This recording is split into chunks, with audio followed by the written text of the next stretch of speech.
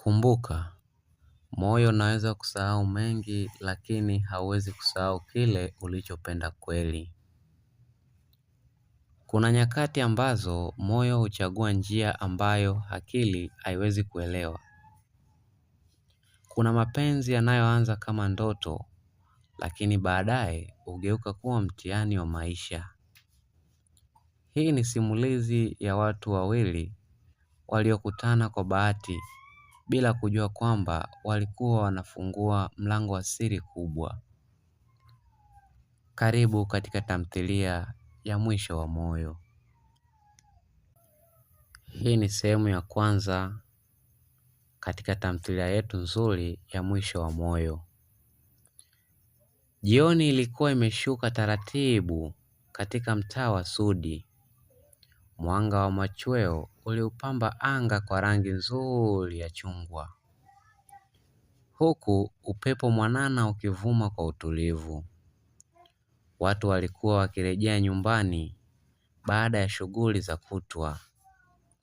Lakini kwa kijana mmoja aliyeitwa Amani, siku hiyo haikuwa kama nyingine.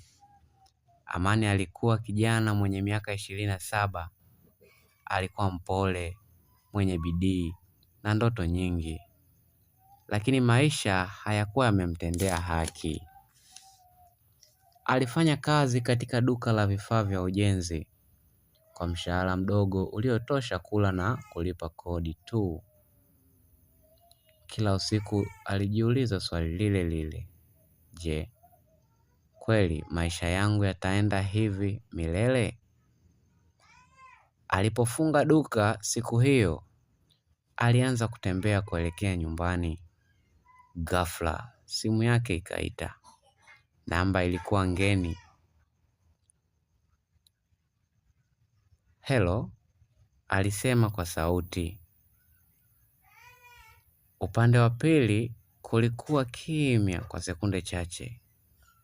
Halafu sauti ya msichana ikasikika. Samahani, je, nazungumza na Amani?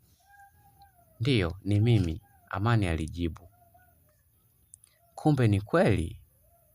Amani alikunja uso. Ni kweli nini? Aliuliza Amani. Sikuwahi kuamini kwamba ningekupata tena. Kabla hajauliza swali lingine Amani, simu ilikatwa.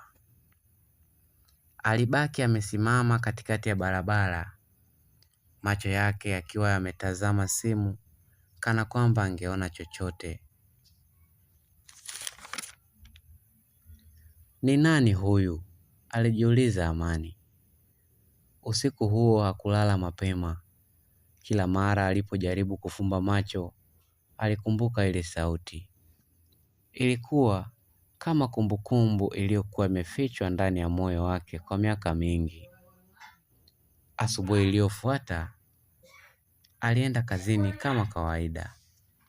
Mteja mmoja baada ya mwingine waliingia dukani. Lakini muda wa saa 6 mchana, mlango wa duka ukafunguliwa. Msichana mmoja mrefu, mwenye tabasamu la upole na macho yaliyobeba huzuni ya ajabu, akaingia. Alisimama mbele ya kaunta na kumtazama Amani moja kwa moja. Akamuuliza, bado hujanitambua?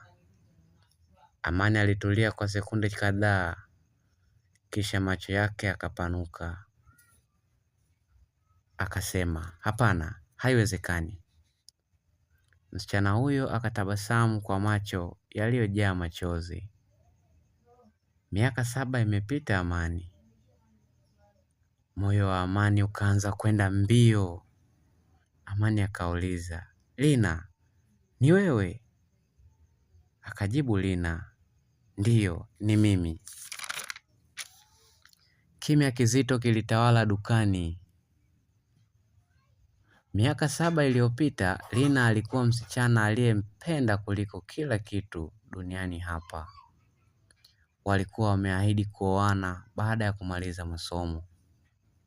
Lakini siku moja, Lina alitoweka bila kuaga.